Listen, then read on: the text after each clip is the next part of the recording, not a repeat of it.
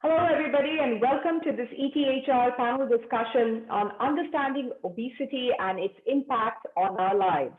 In fact, Acting Against Obesity has been a campaign that Times of India and Johnson & Johnson have been running for the last 1 month or so. And today we bring this discussion about obesity to the workforce. And we've been trying to create awareness through discussions with key stakeholders.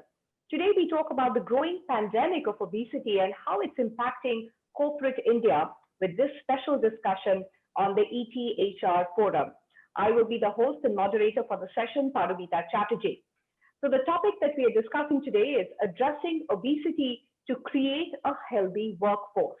And to discuss this further, let's find out a little bit more about our esteemed lineup of panelists, starting with Dr. Muffazal Lakdawala, who is well known as Dr. Mufi. In fact, he is a director in the Department of Minimal Access Surgical Sciences at H.N Reliance Foundation, also a professor emeritus at BYL Nair Hospital, and the honorary surgeon to the Vice President of India. Till date, Dr. Mufi has conducted more than 50,000 laparoscopic procedures. Now, next we have Dr. Mohit Bhandari, who is a renowned bariatric surgeon.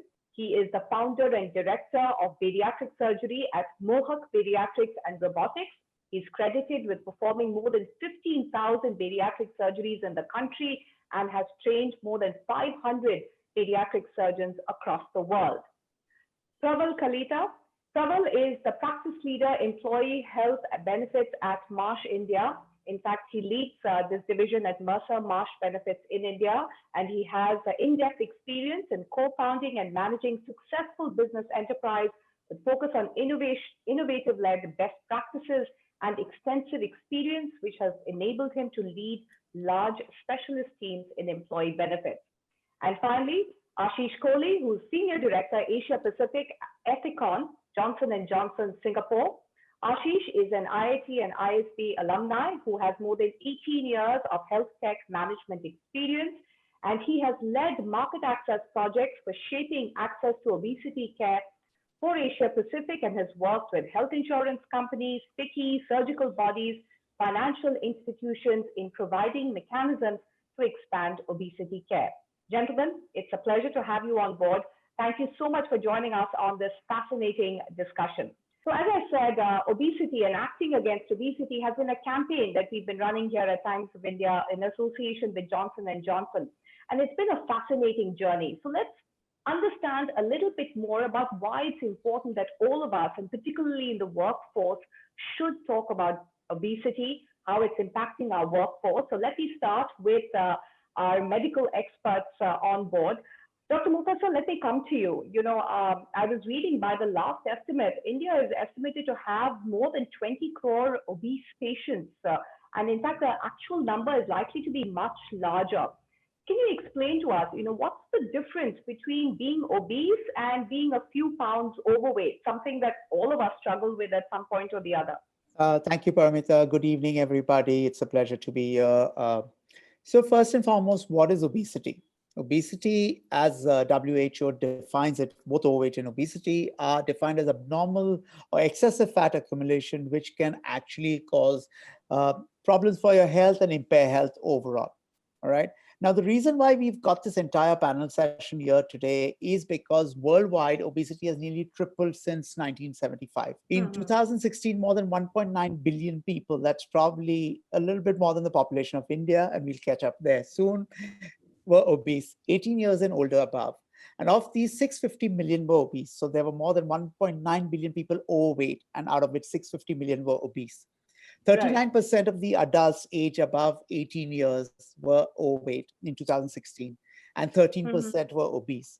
So these are some of the startling facts. The problem is that 38 million children under the age of 5 were overweight or obese in 2019. And that's the population we are looking at, right? So there are adolescent obesity or overweight obesity. So 38% of children, you're saying worldwide, yes, were estimated to be obese. Including all from Ethiopia and various other places which are malnutrition. That's where I find, when we are having this discussion here in India, where we've been talking about malnourishment for years, and Yet at the same time, because of our industrialization, Dr. Mohit, let me come to you because Dr. Mufassal has given us the backdrop. This is a worldwide problem. But I think what's alarming as we've been conducting this campaign is this problem is knocking, louder and louder at the door of India. Because today, if I look around, just simply at the airport or anywhere, the number of overweight people seem to be growing by leaps and bounds. How serious a problem is it in India? Yeah. So thank you very much for your question. I think this problem is serious, and we have seen that we follow the Western trends in India and Asia by a gap of around 5 to 8 years. So and this is specific in terms of the data published for lifestyle disorders. So all those lifestyle disorders which were there in the Western world, in specifically in America or the European countries, we have catch the same trend. Like Mufi was speaking about the childhood obesity, we never had that in India 12 to 15 years back, and now we are catching up.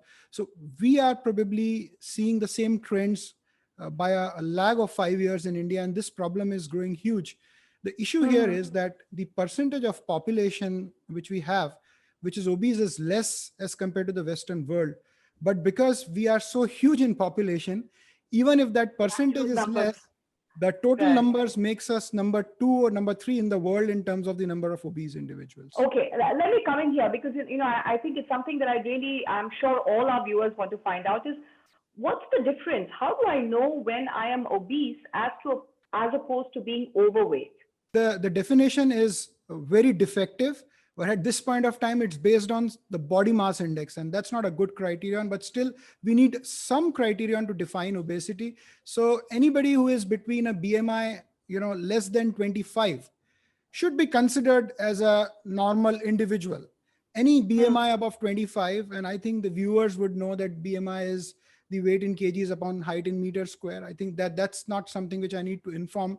But the BMI above 25 is an overweight. A BMI, and that should be between 25 to 30. Anything above 30 in the Indian context should be considered serious, because we know that these problems like the comorbidities associated with obesity comes to us despite having a lower BMI. So we are seeing that. Okay, so I think I'm sure everybody who's tuning in right now is furiously working that piece of paper. Our weight in kgs divided by our height in meters square. So find that out if you're above 30, and this is a sort of a ballpark methodology. It's far more nuanced. And Dr. Mufi, I'll come to you more with that. But Prawal, you're listening in on this discussion, and we want to take it further. So clearly, it's come from the world. India is catching up 5 to 8 years. What's happening to corporate India? I think, Paramita, I would like to say that the corporate India is also responding to this, but then the velocity with which we should respond is yet to catch up in that sense. And also the steps we are taking are, I'll say, not adequate to cover the kind of crisis we are actually looking at. Just to quickly share with you, I was startled to read a report of McKinsey Global Institute, which says that obesity is one of the top 3 global social burden for us. And then the first being smoking, second being armed conflict and terrorism, third is obesity. And the impact of obesity globally is almost $2 trillion. And then all the other two also. So smoking is number 1. Number 2 is wars and armed conflicts. And third is obesity. Ashish, I understand that you've looked at this issue in greater detail. When we look at India Inc., and we've been growing in prosperity and we keep talking about our bottom lines, what's it doing to our waistline? Sure, Paramita, and you look at the stock markets today, it's telling a different story altogether. But while obesity has reached epidemic proportions in India, interestingly, there is a very limited data available on the situation in workforce.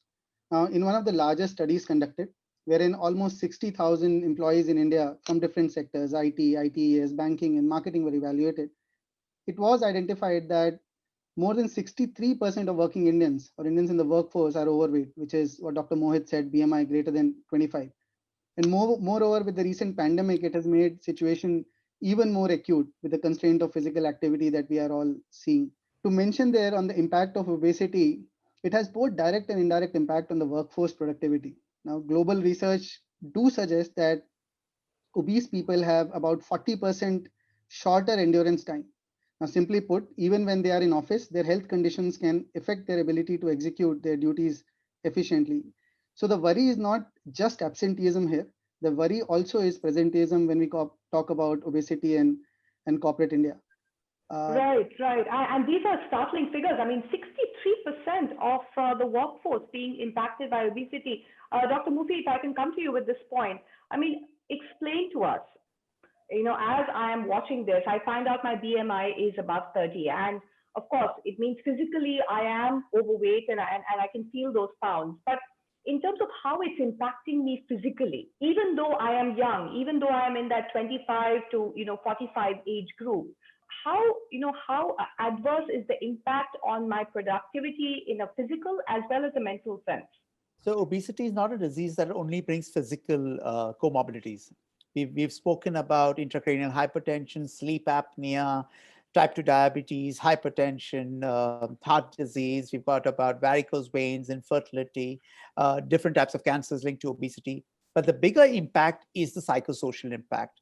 There is a lot of, like Ashish said, presenteeism means you're present at work, but your productivity is decreased so much so that there was a study done in 2010 from one of the universities, Duke University, which said that just presenteeism cost around $73.1 billion in US alone, all right, in terms of loss, without them even being realizing that that was the loss.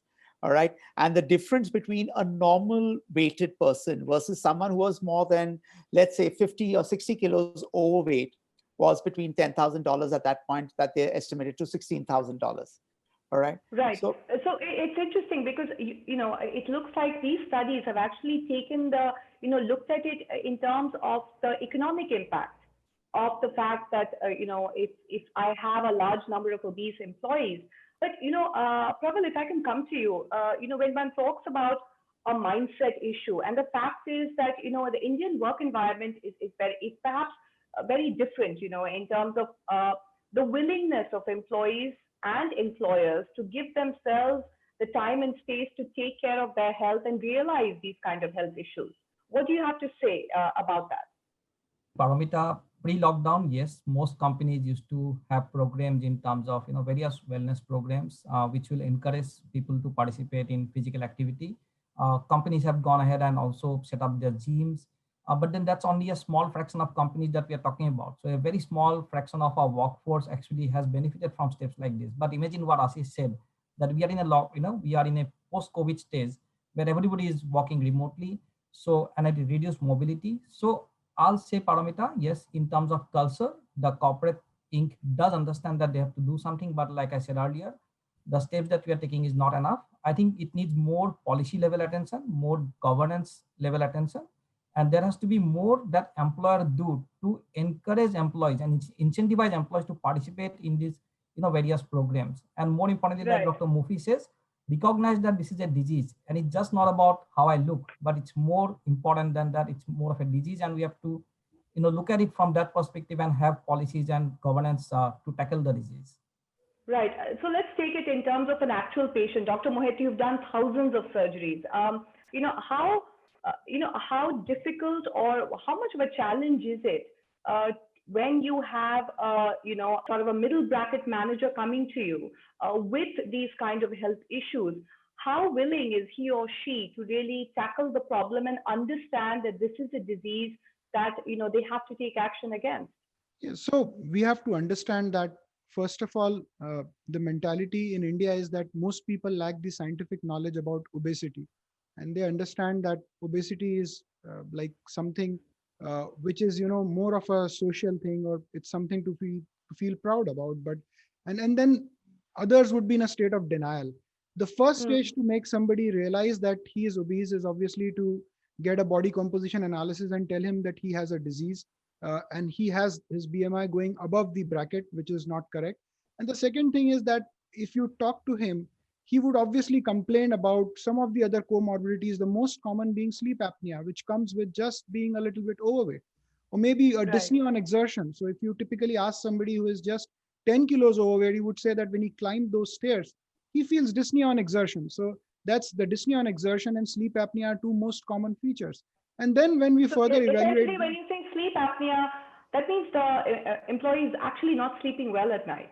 And he's going to come to work exhausted, tired, and of course, with all its other associated problems.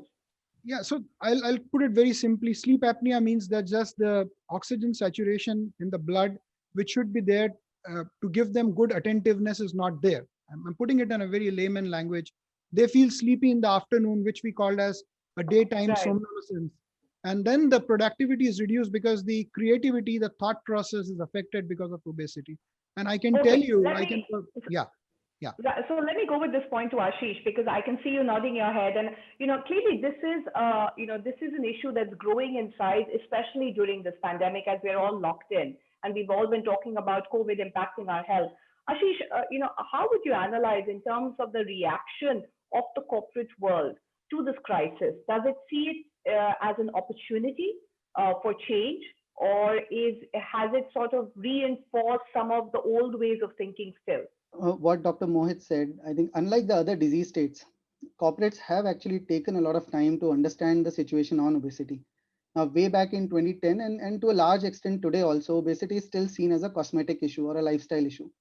Now, the organization where I work for, we are the pioneers in recognizing obesity as a disease internally, and way ahead of time in 2013, almost 8 years back, we started reimbursing the bariatric surgery for our employees as well.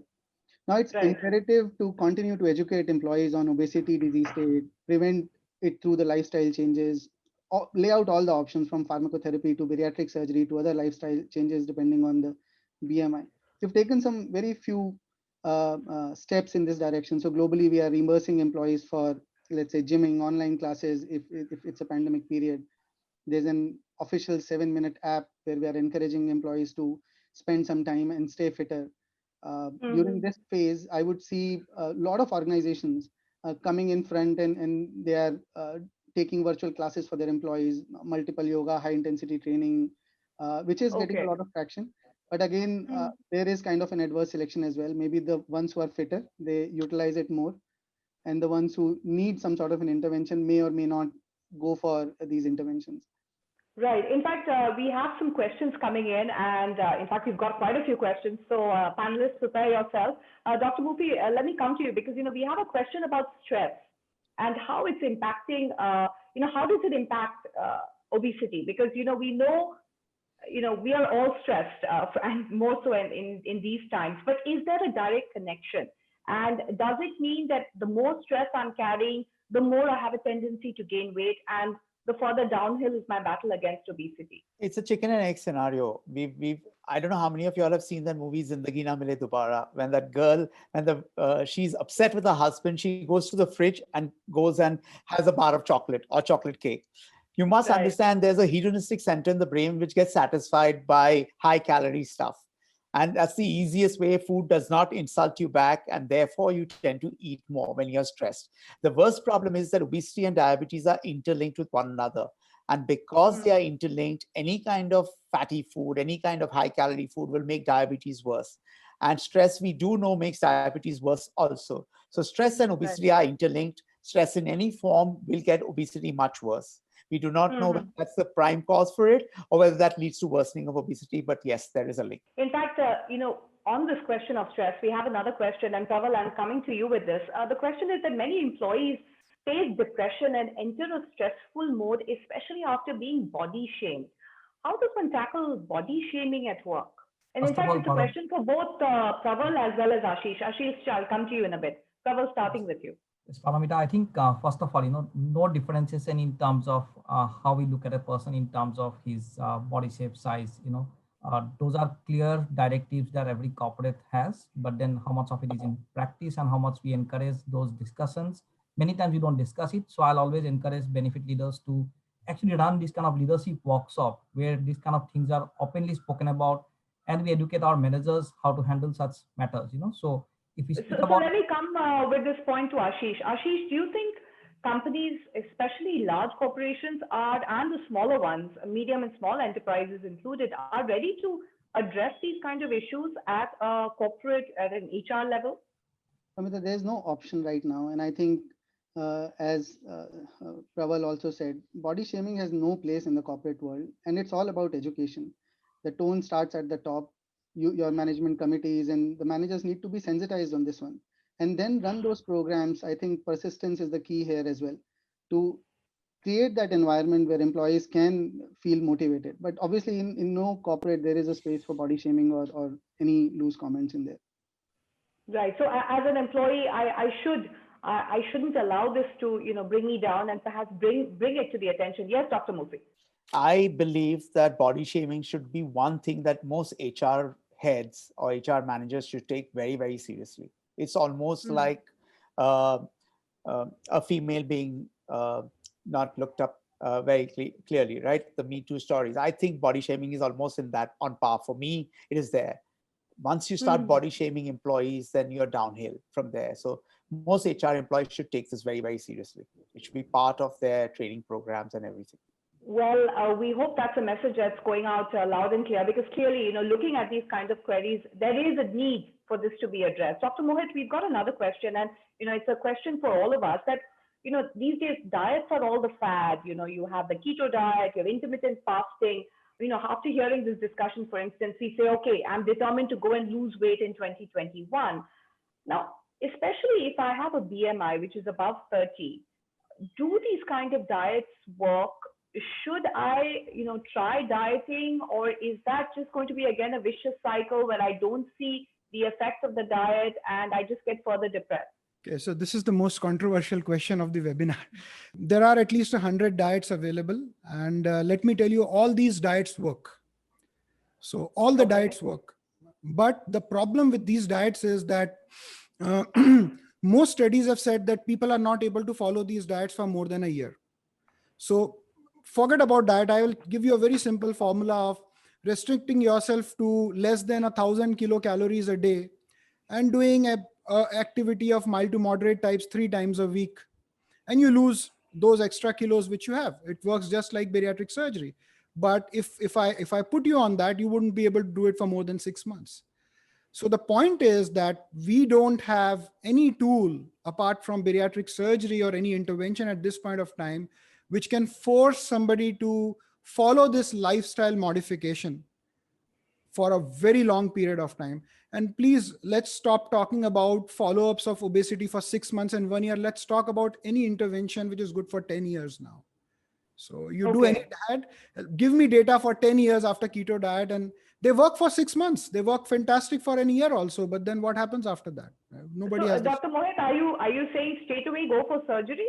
No, I'm not saying straight away go for the surgery. I'm saying at this point of time, the surgery is the strongest tool available on the earth to help somebody maintain a lifestyle. Right. Okay. So we need to keep that in mind that, especially I think we were having this discussion beforehand that Dr. Murthy, you were saying that, listen, the first and loudest message is it's not your fault. If you're overweight, it becomes a vicious cycle. Your hormones start working against you, and, you have to address it in a scientific manner. Okay, Ashish and Prawal, we've got another question coming in. Very interesting one. This is about, a lot of companies are launching wellness programs. But the problem is that a lot of the employees may not sign up. And especially now that we're all locked in with our families, we need our families to also push us. So how do we ensure that, a well-intentioned company which wants to start a wellness program, but its key target audience isn't signing up? What do they need to do differently? Ashish.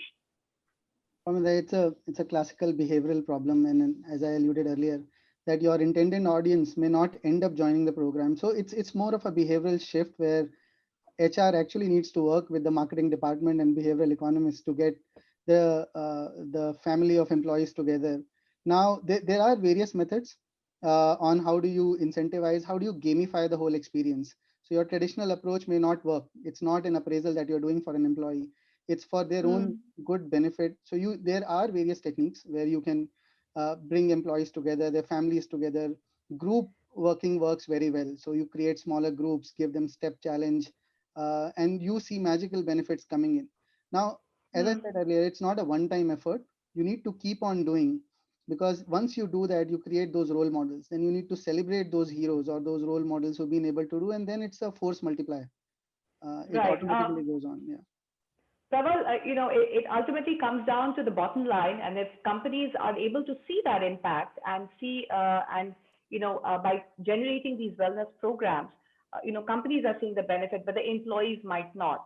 So, what's your take on this? Paramita, from an insurance perspective, I can say number one, if there are a lot of these insurance programs where there is a co-pay, where let's say employee has to fund part of the claim. I encourage benefit managers to look at very simple model. Every corporate has a wellness program, and they want participation in those programs. Like Ashish said, however, the fittest of all go and join those programs. Now, how do I incentivize people to join those programs? If I'm ready to take that step out there, saying that yes, the co-pay would be reduced if you participate in the wellness program.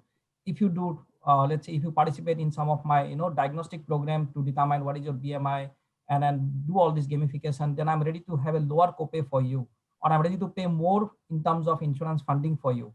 I think those are direct incentive which is needed at this hour to let people participate in these programs more than today. Okay, since we're talking about wellness and getting employees to tie in, Dr. Mufi, I think one of the biggest changes, and that's a message that we want to, everyone to, receive, is the fact that the IRDA has actually recognized obesity and the treatment, which is bariatric surgery, as part of, insurance coverage. Has that changed the willingness of patients to come forward, of, people to address obesity in a more direct way?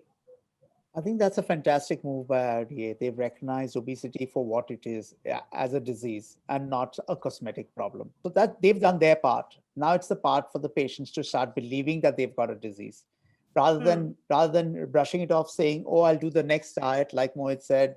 How long will you sustain it? Every time you lose the first 10 kilos, you are hopeful that you'll become the next Salman Khan on the block. But unfortunately, he manages to sustain it over 54 years. You've not managed to sustain it over 5 months.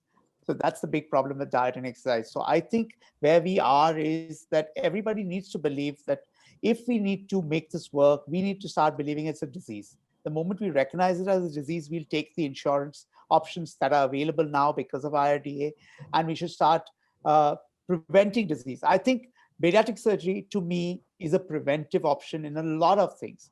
We do know that CDC has now come out that 13 different types of cancers are linked over chronic obesity. We do know infertility is linked. So let's start preventing all these things from happening to us rather than acting when it does happen, right? So, Ashish, let's take this point forward, because there's always the big question: who pays for treatment? Because if I want to even go in for surgery, now that IRDA has accepted this as part of insurance coverage, what can companies do to sort of send out the message, the fact that, listen, if you do want to make a major change in your life, this treatment is actually paid for under your insurance policy? Is it as simple as that? Ramita, it's communicate. Apart from all the initiatives which we mentioned on a general wellness for the employees who qualify as per the BMI guidelines, and if surgery is an option, they should definitely be aware on the pros and cons, what works. And now there is enough body of evidence in here. We have two esteemed experts sitting with us who can talk about the different sides of the surgery, how it works, and what needs to be done post-surgery as well. And I'll also comment upon one of the studies which Dr. Mufi actually did in 2017, where we computed the impact of getting the surgery done versus paying your medical or pharmaceutical expenses with all the comorbidities. For India at that point in time, and this is 3 years back, 4 years back, we found that the break even happens in 6 years. But if you look at developed countries, the break even is anywhere between 2 to 4 years.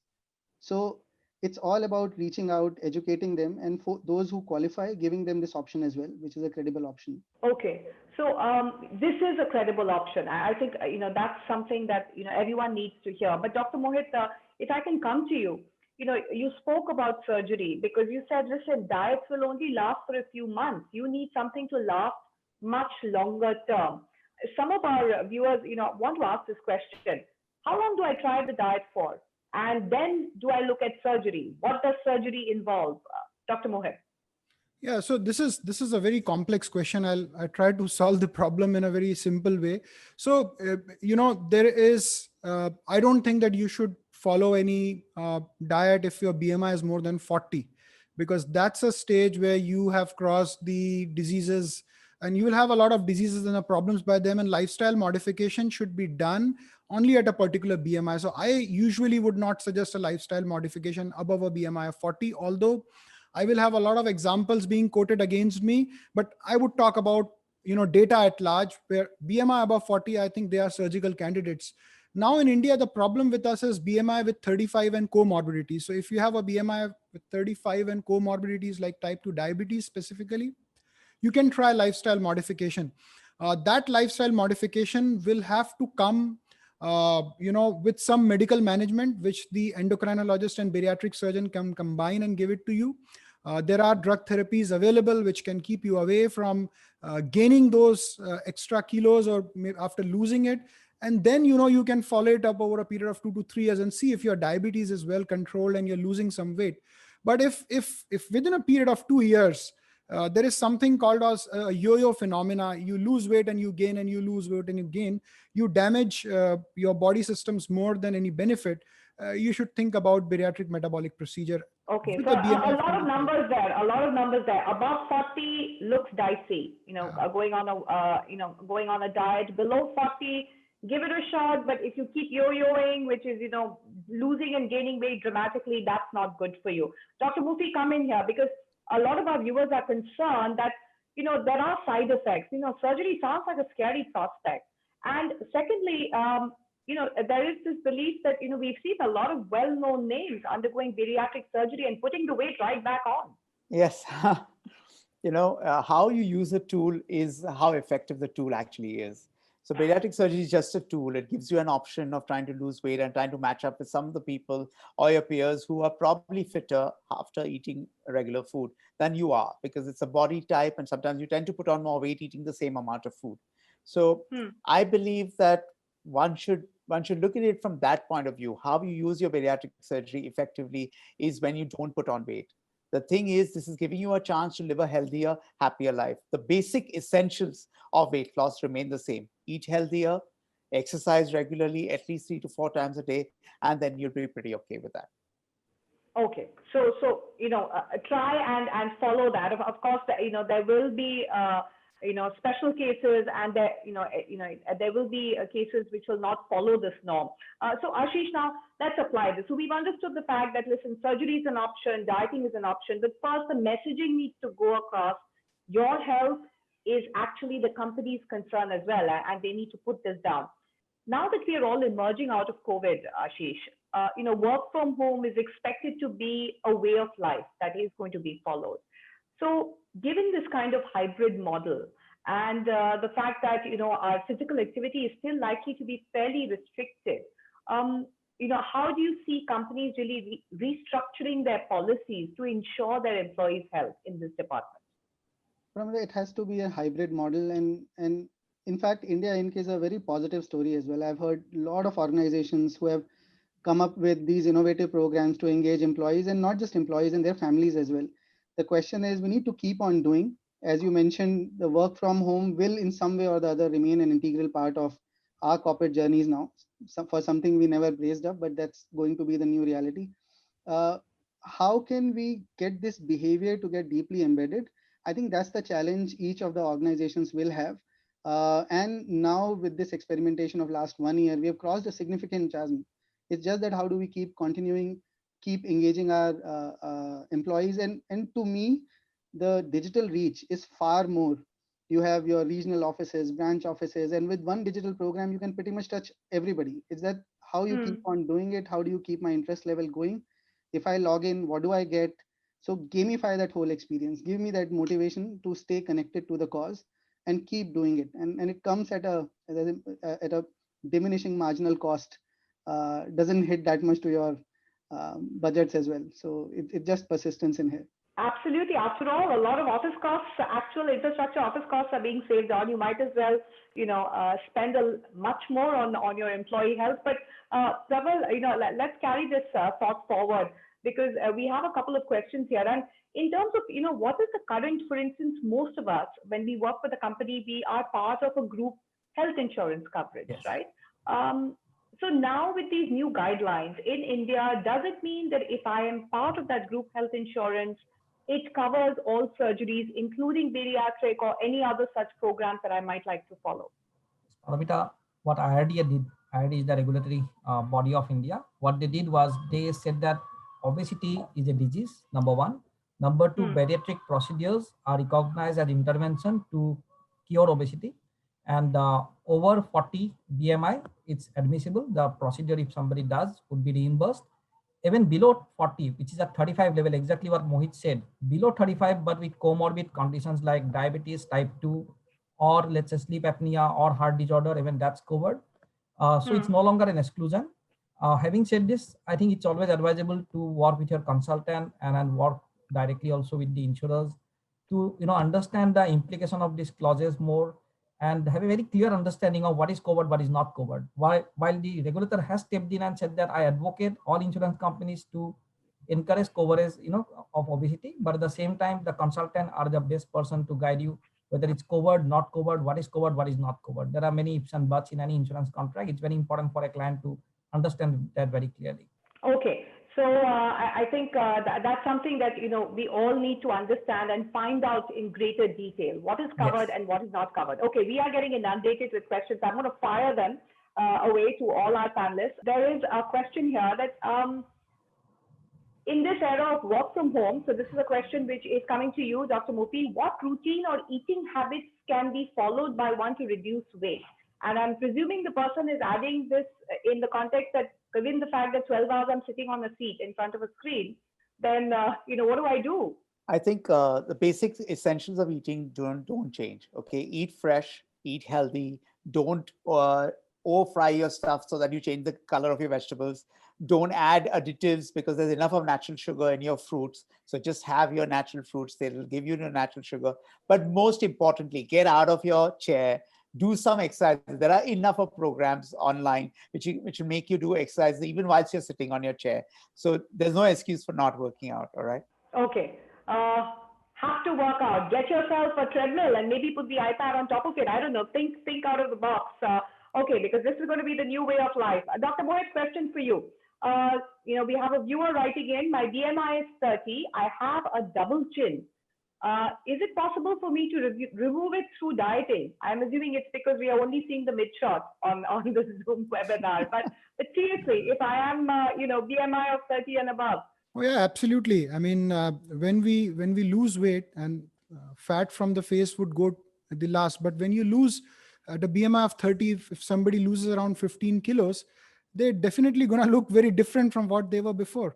All you need to change your face is lose around 40 to 50% of your excess weight, which means if you are 100 kilos and your weight as per your height should be 70 kilos, you need to lose around 15 kilos to look different. Okay. So 40 to 50% of excess weight loss loses double chin. That's the formula. Patients ask us. So face loses the weight loss. Yes, okay. This is something that I will also remember. It's difficult for the face. It's usually the last one to go. Usually. Okay. Ashish, a question for you. We have a viewer writing in saying that do you know of any group health insurance products which incentivizes good health? I think Prawal would be a better person to answer this question.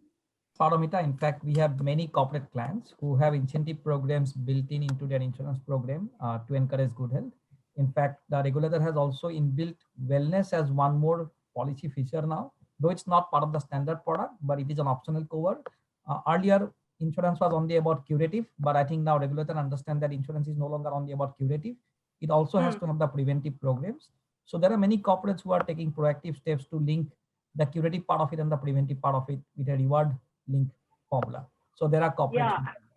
And it's always a sort of a gray area because one really doesn't know, Ashish, and you were just using that word, communicate. Yes. Tell your employees what all is covered and how I can use it effectively. Absolutely. Yeah. Ashish, you'd like to add more on that? No, nothing more, Prawal. I think it's a challenge we all need to deal together, and it has to be on top of our mind. Sometimes what happens, the other priorities take over, and this simply slides away. So it's all about our resilience on how we can keep talking about this and put some organizational resources behind this, and then I think we'll collectively succeed in making Fit India the notion will be. Absolutely. One more thing I'd like to Prabal. quickly add. While all of us are talking about going digital and doing everything digitally, but at the same time, let's remember that the many of our corporates are already going back to their workplace. So largely the template looks like 60% of the population employees would be digitally connected to the office ecosystem, but 40% are still going to actually go back to office. And these 40% have increased risk associated also at the workplace. So any format of well-being or anything that we do on communication should be equally balanced between digital and non-digital. So we cannot forget the old way of communicating where it is non-digital also. So it has to be the right balance between digital and non-digital interventions. Okay. In fact, talking about the risk of going back to office, and many of our offices have actually opened up. Dr. Mufi, we've got a question here that, because of COVID, my friend was hospitalized, and post-COVID now he's rapidly gaining weight. Is this, another sort of long-term effect of COVID? Maybe your friend would have been on steroids during the course of COVID, and that would have kickstarted his metabolic rate into going down. And we do know that with steroids, we tend to put on weight. So that could be one of the causes. Plus, he would have been really bedridden for a period of time during the COVID phase or not done much of physical activity. Or doctors would have advised him to go easy because his lungs would have not been able to take too much of exercise. That could be one of the causes. But I just wanted to add one more thing because Ashish spoke about Fit India movement, right? And I wanted to say that the Prime Minister has started this Fit India movement, which is a great, great task. But the only thing is, next time, my only small 2 bits of suggestion would be, please get in people from normal life. Please get in people from corporate life. Please get in people from the medical field, for example, or from any other field which is common, right? Like a working mother, and make her the example rather than a film star or a sports star who anyways has to be fit. They are not your role models to be fit. I think the other ones are. Okay, I think that's a really important point. Make it part of everyday life. Okay, Dr. Mohit, I'm sorry. We're getting a lot of questions about losing stomach weight, and this is something that we discovered in our campaign against obesity. Is that that's the most dangerous kind of weight, isn't it? The visceral fat, that tummy, that little Dunlop tire that we all start seeing growing inevitably around our circumference. That's the most difficult to lose. So how does one tackle that? Yeah. So first, as you said, it's the most dangerous part, the visceral obesity, and that's what makes us different from, the Europeans or the Americans. We have, at the same BMI, we have more central obesity than many others. The only way we can lose that is effective diet control. I would say, when I made this statement long time back, I was criticized, but I would again make that statement because there's a lot of data supporting it. Exercise does not cause weight loss. Weight loss only comes by restricting your diet to those number of calories. So if you restrict your diet to, say, 1,000 calories a day with a good basal metabolic rate, you're going to lose those kilos. To maintain a good basal metabolic rate, you need exercise because that builds up the muscle mass, which burns more amount of energy than your normal body tissue. And plus, when you do some cardio, it keeps the cardiovascular system in a state where it burns more calories. So exercise benefits you indirectly. There is no direct weight loss. Weight loss comes only by diet restriction. If anybody wants to lose that visceral obesity and that central obesity, he needs to go on a diet which is less than 1,000 kilocalories.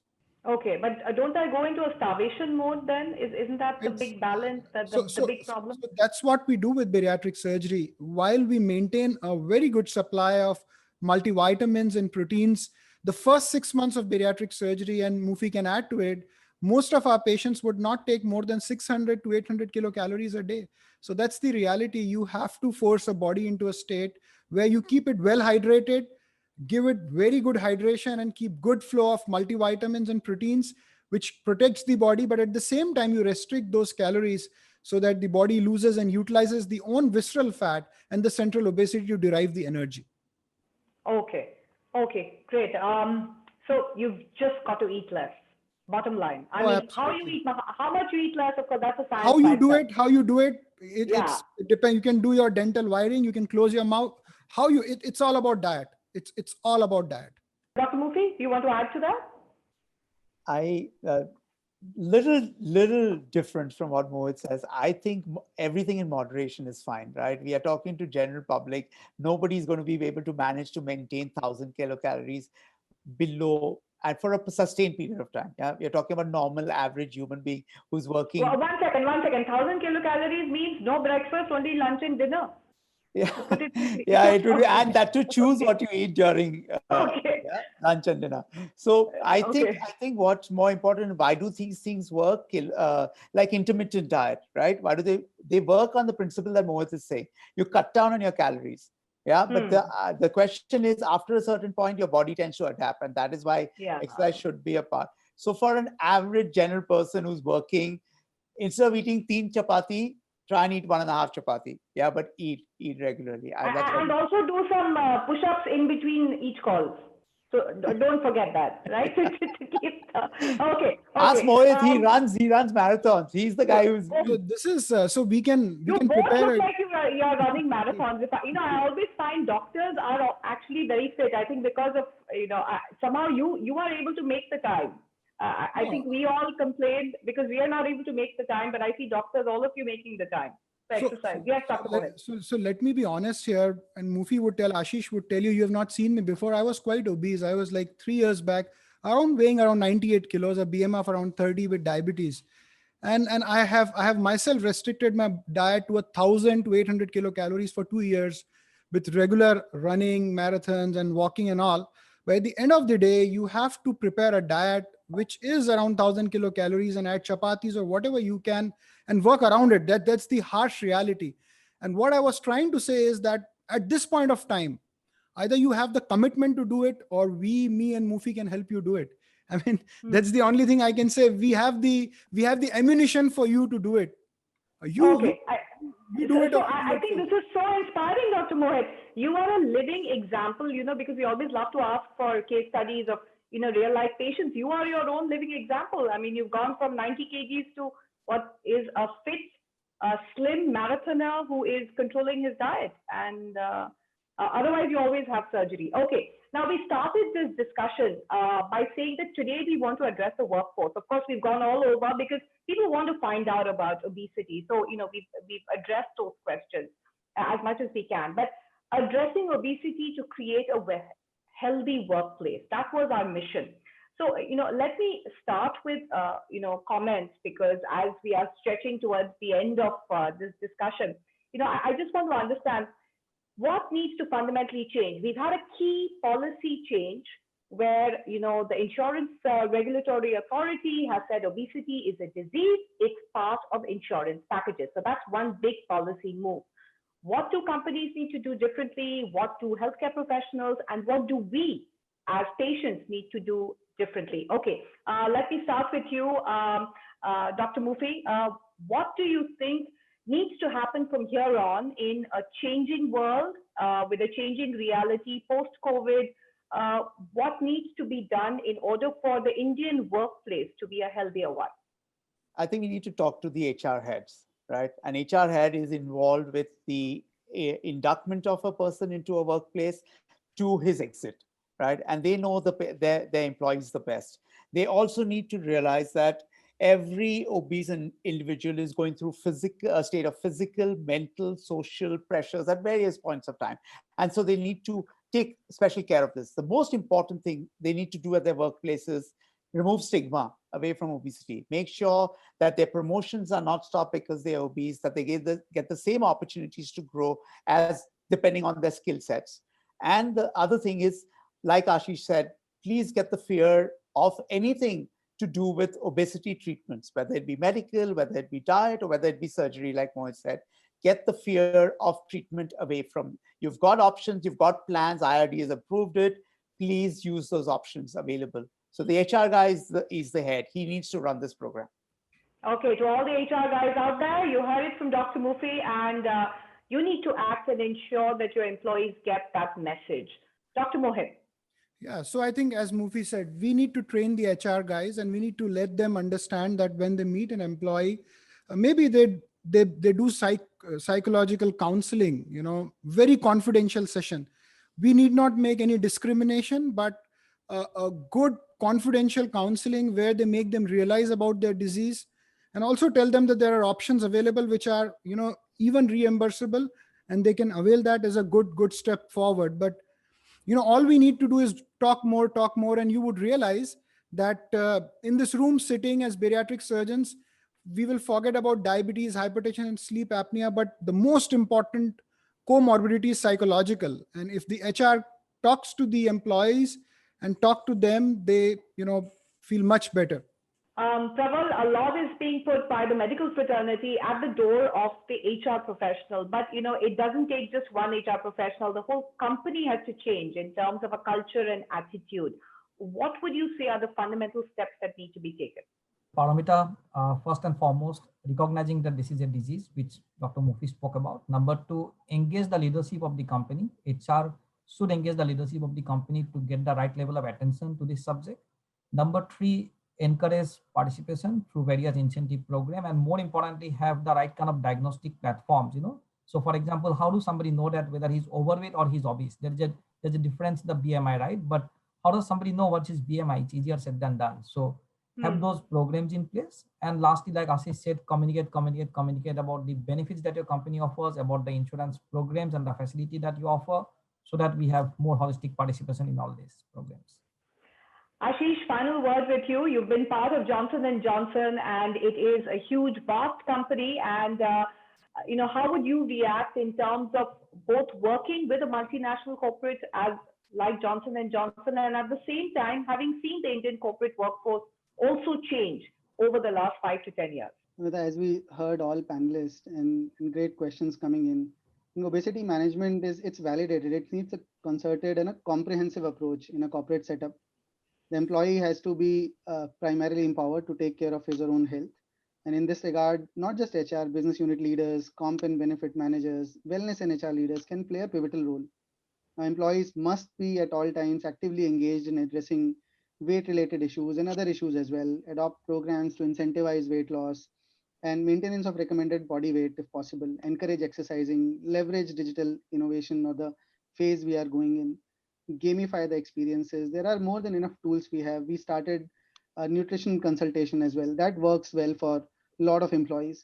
And eventually, I think, get to recognize obesity as a disease. For those who need, get it part of the healthcare insurance policies or premiums. And I think this will go a long way in right signaling. And then forums like these, awareness definitely helps us push the cause and move towards a fitter India.